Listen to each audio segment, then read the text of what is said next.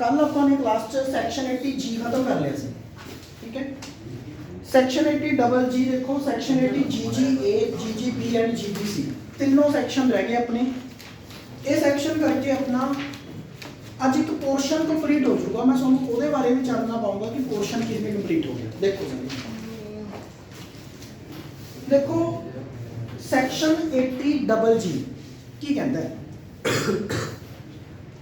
80 जी section सीगा जी donations नाल related. जी तो ये दस्या गया कि इफ यू विल डोनेट या तुसी किसी भी इंस्टीट्यूशन नूं, किसी ऑर्गेनाइजेशन नूं, किसी भी फंड च पैसा लाओ तो सोनू 80 जी सैक्शन विच की मिलती है, डिडक्शन मिलती है। 80 डबल जी सैक्शन कादे नाल रिलेटेड है?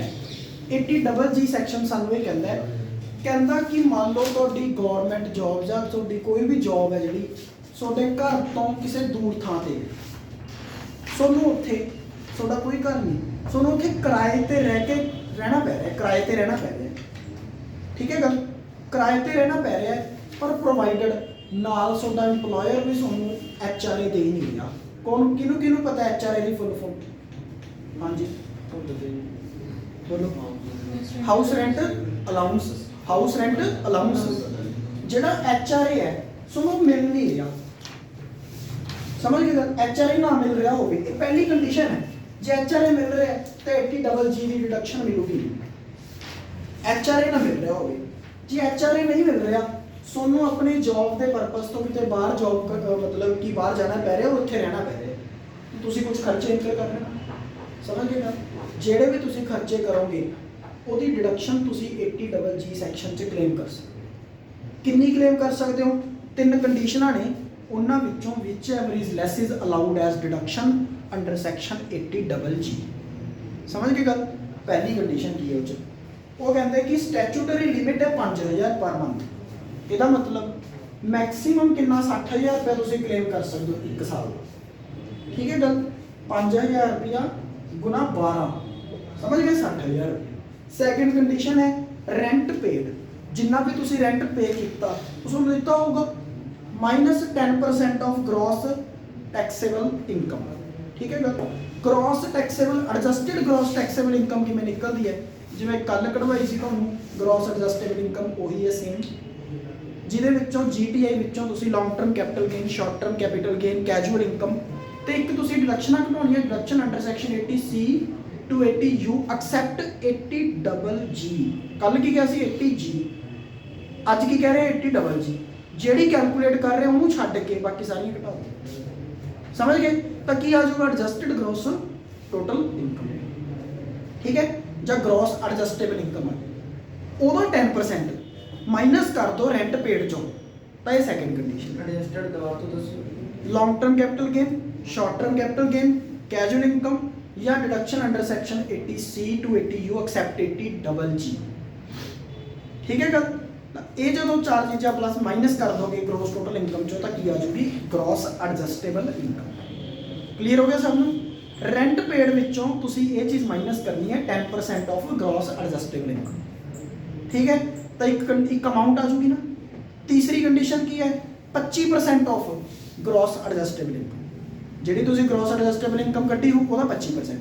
तिना चों जी वैल्यू घट हुई, जी तिना चों जी वैल्यू घट हुई that will be the value of deduction under section 80 double G. समझ गए गल? इस क्वेश्चन का, इस डिडक्शन का न्यूमेरिकल तुहानूं करने की जरूरत है, ठीक है जी? सारिਆਂ ਨੂੰ क्लीयर हो गया है? बोलो। तीन कंडीशन है, statutory limit 5000, rent paid minus 10% of gross adjustable income and 25% of gross adjustable income which ever less is allowed as deduction, ठीक है गल? उस तो बाद next deduction in respect of any payment made to certain scientific institutions और an institution having rural development programme as its object. Deduction 80 double G A section. देखो एक गल सारिਆਂ ਨੂੰ शायद याद होगी पिछले सम ਦੇ ਵਿੱਚ ਤੁਹਾਨੂੰ साइंटिफिक रिसर्च वाला क्वेश्चन करवाया ਸੀ ਨਾ मैं, ਜਿਹਦੇ ਵਿੱਚ ਤੁਹਾਨੂੰ ਦੱਸਿਆ ਸੀ ਕਿ कैपिटल एक्सपेंडिचर भी ਘਟਾਉਣਾ अलाउड है, ठीक है गल? साइंटिफिक रिसर्च परपस ਲਈ अगर ਤੁਸੀਂ कोई खर्चा करो पर ਤੁਹਾਡਾ बिजनेस है नहीं, ਬਿਜ਼ਨਸ ਹੈ ਨਹੀਂ। ਜੇ ਬਿਜ਼ਨਸ ਹੁੰਦਾ ਤਾਂ ਤੁਸੀਂ ਬਿਜ਼ਨਸ ਚੋਂ ਘਟਾ ਲੈਂਦੇ, ਕਿਉਂਕਿ ਆਪਾਂ ਕਿਹੜੇ ਚੈਪਟਰ 'ਚ ਪੜ੍ਹਿਆ ਸੀ ਉਹ PGBP 'ਚ। ਠੀਕ ਹੈ ਗੱਲ। ਸੋ ਤੁਹਾਡਾ ਬਿਜ਼ਨਸ ਹੈ ਨਹੀਂ, ਪਰ ਤੁਸੀਂ ਸਾਇੰਟੀਫਿਕ ਰਿਸਰਚ ਕੀਤੀ ਹੈ। ਜੇ ਤੁਹਾਡਾ ਬਿਜ਼ਨਸ ਅਵੇਲੇਬਲ ਨਾ ਹੋਵੇ ਤਾਂ ਬਿਜ਼ਨਸ ਦਾ ਖਰਚਾ ਤੁਸੀਂ ਬਿਜ਼ਨਸ 'ਚ ਹੀ ਘਟਾ ਸਕੋਗੇ, ਹੈ ਨਾ। ਪਰ ਹੁਣ ਬਿਜ਼ਨਸ ਹੈ ਨਹੀਂ ਤਾਂ ਸਾਇੰਟੀਫਿਕ ਰਿਸਰਚ ਦਾ ਖਰਚਾ ਜਿਹੜਾ ਹੈਗਾ ਫਿਰ ਤੁਸੀਂ ਉਸ ਕੇਸ ਦੇ ਵਿੱਚ 80GGA ਸੈਕਸ਼ਨ ਵਿੱਚ ਘਟਾ ਸਕਦੇ ਹੋ, ਔਰ ਦੈਟ ਇਜ਼ 100% ਅਲਾਉਡ। ਪੂਰੇ ਦਾ ਪੂਰਾ ਘਟਾ ਸਕਦੇ ਹੋ, ਸਮਝ ਗਏ ਗੱਲ। ਤਾਂ ਜੇ ਡਿਡਕਸ਼ਨ ਤੁਸੀਂ PGBP 'ਚ ਕਲੇਮ ਨਹੀਂ ਕੀਤੀ ਤਾਂ ਤੁਸੀਂ ਕਿਹੜੇ ਸੈਕਸ਼ਨ 'ਚ ਕਲੇਮ ਕਰ ਸਕਦੇ ਹੋ? 80GGA ਸੈਕਸ਼ਨ 'ਚ। ਕਿੰਨੀ 100%? ਤੁਸੀਂ ਯਾਦ ਕਰੋ, ਇੱਕ ਤੁਹਾਨੂੰ ਇਹ ਵੀ ਦੱਸਿਆ ਸੀ ਮੈਂ, ਰੂਰਲ ਡਿਵੈਲਪਮੈਂਟ ਐਕਸਟੈਂਸ਼ਨ ਪ੍ਰੋਜੈਕਟ। ਠੀਕ ਹੈ, ਬਹੁਤ ਸਾਰੇ ਪ੍ਰੋਜੈਕਟ ਸੀਗੇ, ਤੁਸੀਂ ਇਹ ਸਾਰੀਆਂ ਸਕੀਮਾਂ ਦੀਆਂ ਪੜ੍ਹ ਲਿਓ ਕਿਹੜੀਆਂ ਕਿਹੜੀਆਂ ਨੇ। ਜਿਵੇਂ ਇੱਕ ਨੈਸ਼ਨਲ ਪੋਵਰਟੀ ਰੈਡੀਕੇਸ਼ਨ ਫੰਡ ਹੈ, ਇੱਕ ਰੂਰਲ ਡਿਵੈਲਪਮੈਂਟ ਫੰਡ ਹੈ, ਐਗਰੀਕਲਚਰ ਐਕਸਟੈਂਸ਼ਨ ਪ੍ਰੋਜੈਕਟ 'ਚ ਪੈਸਾ ਲਾਤਾ, ਸਾਇੰਟੀਫਿਕ ਰਿਸਰਚ ਪਰਪਸ ਦੇ ਲਈ ਤੁਸੀਂ ਕਿਸੇ ਕਾਲਜ ਨੂੰ, ਕਿਸੇ ਯੂਨੀਵਰਸਿਟੀ ਨੂੰ, ਕਿਸੇ ਸੋਸ਼ਲ ਸਾਇੰਸ ਸਟੈਟਿਸਟੀਕਲ ਏਜੰਸੀ ਨੂੰ ਦਾਨ ਕਰਤਾ, 100% ਅਲਾਉਡ। ਠੀਕ ਹੈ ਗੱਲ। ਮੇਨਲੀ ਤੁਸੀਂ ਕੀ ਯਾਦ ਰੱਖਣਾ ਹੈ ਵੀ ਡਿਡਕਸ਼ਨ ਕਿੰਨੀ ਹੈ? 100%। If you will donate any amount to scientific research institution ਜਾਂ to any other association who are engaged in, ਜਿਹੜੀ ਕਿ ਕਿਸ ਚੀਜ਼ ਦੇ ਨਾਲ ਇੰਜੇਜਡ ਹੈ? ਨੈਸ਼ਨਲ ਪੋਵਰਟੀ ਇਰੈਡੀਕੇਸ਼ਨ ਫੰਡ ਜਾਂ ਰੂਰਲ ਡਿਵੈਲਪਮੈਂਟ ਜਾਂ ਐਗਰੀਕਲਚਰ ਐਕਸਟੈਂਸ਼ਨ ਦੇ ਨਾਲ ਰਿਲੇਟਡ ਹੈ। ਠੀਕ ਹੈ ਗੱਲ। ਤੁਸੀਂ ਉਹਨਾਂ ਦੇ ਵਿੱਚ ਜੇ ਪੈਸਾ ਲਗਾ ਦਿਓ 100% ਅਲਾਉਡ ਹੈ। ਉਹ ਵੀ ਰਜਿਸਟਰਡ ਹੋਊਗੀ। ਹਾਂ, ਉਹ ਵੀ ਰਜਿਸਟਰਡ। ਠੀਕ ਹੈ ਗੱਲ। ਫਿਰ ਉਸ ਤੋਂ ਬਾਅਦ ਸਾਡੇ ਕੋਲ ਹੈ next, deduction in respect of contributions given by companies to political parties and electoral trust. ਕਹਿੰਦੇ ਵੈਸੇ ਤਾਂ ਮੈਂ ਤੁਹਾਨੂੰ ਇਹ ਦੱਸਿਆ ਸੀ ਨਾ ਵੀ ਪੋਲੀਟੀਕਲ ਪਾਰਟੀਜ਼ ਨੂੰ ਦਿੱਤਾ ਹੋਇਆ ਦਾਨ ਅਲਾਉਡ ਨਹੀਂ ਹੈਗਾ, ਯਾਦ ਕਰੋ ਦੱਸਿਆ ਸੀ ਨਾ। ਪਰ ਉਹ ਇਹ ਕਹਿੰਦੇ ਨੇ, ਕਹਿੰਦੇ ਦਾਨ ਦਿੱਤਾ ਅਲਾਉਡ ਤਾਂ ਹੋ ਜਾਊਗਾ, ਪਰ ਚੈੱਕ ਰਾਹੀਂ ਦੇਣਾ, ਕੈਸ਼ ਰਾਹੀਂ ਨਹੀਂ ਦੇਣਾ। ਕੈਸ਼ ਰਾਹੀਂ ਦਿੱਤਾ ਹੋਇਆ ਦਾਨ ਅਲਾਉਡ ਨਹੀਂ ਹੈ, ਚੈੱਕ ਰਾਹੀਂ ਦੇਤਾ ਤਾਂ 100% ਅਲਾਉਡ ਹੈ। ਉਹਦੀ ਡਿਡਕਸ਼ਨ 80G 'ਚ ਨਹੀਂ ਮਿਲਦੀ, 80GGB 'ਚ ਮਿਲਦੀ। ਸਮਝ ਗਏ। ਔਰ ਦਾਨ ਕਰਨਾ ਕਿਹਨੇ ਹੈ? ਕਿਸੇ ਕੰਪਨੀ ਨੇ ਪੋਲੀਟੀਕਲ ਪਾਰਟੀ ਨੂੰ ਦਾਨ ਕਰਨਾ ਹੈ, ਇੰਡੀਵਿਜੂਅਲ ਨੇ ਦਾਨ ਨਹੀਂ ਕਰਨਾ। ਇੰਡੀਵਿਜੂਅਲ ਅਗਰ ਪੋਲੀਟੀਕਲ ਪਾਰਟੀ ਨੂੰ ਦਾਨ ਕਰੂਗਾ ਤਾਂ ਅਲਾਉਡ ਨਹੀਂ ਹੈ। ਸਮਝ ਗਏ। ਕੰਪਨੀ ਨੇ ਅਗਰ ਪੋਲੀਟੀਕਲ ਪਾਰਟੀ ਨੂੰ ਦਾਨ ਕੀਤਾ ਅਲਾਉਡ ਹੈ। ਹੁਣ ਜਿਵੇਂ ਅੰਬਾਨੀ, ਮੋਦੀ ਵਗੈਰਾ ਦਿੰਦੇ ਨੇ, BJP ਨੂੰ ਸਪੋਰਟ ਕਰਦੇ ਨੇ। ਠੀਕ ਹੈ ਗੱਲ, ਇਹ ਤਾਂ ਸਭ ਨੂੰ ਪਤਾ ਹੈ। ਤਾਂ ਤੁਸੀਂ ਦੇਖ ਲਓ ਫਿਰ BJP ਨੂੰ ਸਪੋਰਟ ਕਰਦੇ ਨੇ, ਦੈਟ ਮੀਨਸ ਕੀ ਹੈ? ਫਿਰ ਉਹਨਾਂ ਦਾ ਦੁਆਰਾ ਦਿੱਤਾ ਹੋਇਆ ਦਾਨ ਅਲਾਉਡ ਹੈ। ਠੀਕ ਹੈ, ਚੈੱਕ ਰਾਹੀਂ ਦੇਣਾ, ਕੈਸ਼ ਰਾਹੀਂ ਨਹੀਂ ਦੇਣਾ। ਫਿਰ ਅਗਲੇ ਪੁਆਇੰਟ ਦੇ ਵਿੱਚ, ਪਹਿਲੇ ਦੇ ਵਿੱਚ 80GGB 'ਚ ਤਾਂ ਤੁਹਾਨੂੰ ਇਹ ਕਿਹਾ ਕਿ ਕੰਪਨੀ ਨੇ ਪੋਲੀਟੀਕਲ ਪਾਰਟੀ ਨੂੰ ਦਾਨ ਕਰਨਾ, ਪਰ ਜਿਹੜਾ ਅਗਲਾ ਹੈ ਉਹਦੇ ਵਿੱਚ ਇਹ ਕਿਹਾ deduction in respect of contribution made by any person. Any person 'ਚ ਕੌਣ ਆ ਗਿਆ? ਕੋਈ ਵੀ ਪਰਸਨ ਆ ਗਿਆ। In computing total income of assessee being any person except local authority and AJP, artificial judicial person ਤੇ local authority ਨੂੰ ਛੱਡ ਕੇ ਬਾਕੀ ਅਗਰ ਕੋਈ ਵੀ ਬੰਦਾ ਪੋਲੀਟੀਕਲ ਪਾਰਟੀਜ਼ ਨੂੰ ਦਾਨ ਕਰਦਾ ਹੈ, ਉਹ 80G ਦੇ ਵਿੱਚ ਡਿਡਕਸ਼ਨ ਕਲੇਮ ਨਾ ਕਰਕੇ 80GGC ਦੇ ਵਿੱਚ ਕਰੇ। ਕਿੰਨੀ? 100%, ਪ੍ਰੋਵਾਈਡਡ ਕਿ amount must be paid by cheque not by cash. ਸਾਰਿਆਂ ਨੂੰ ਕਲੀਅਰ ਹੋ ਗਿਆ। ਤਾਂ 4 ਡਿਡਕਸ਼ਨਾਂ ਅੱਜ ਤੁਹਾਨੂੰ ਇਹੀ ਕਰਵਾਉਣੀਆਂ ਸੀ ਮੈਂ। ਠੀਕ ਹੈ ਗੱਲ। 4 ਦੀਆਂ 4 ਡਿਡਕਸ਼ਨਾਂ ਦੇਖੋ, ਦੁਬਾਰਾ ਸੁਣੋ।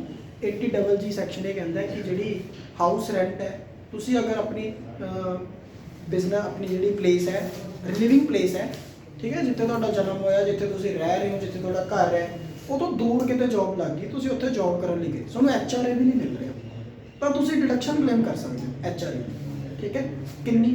25% of gross adjustable income, rent paid minus 10% of gross adjustable income and statutory limit 5000 per month। ठीक है, whichever is less is allowed as deduction।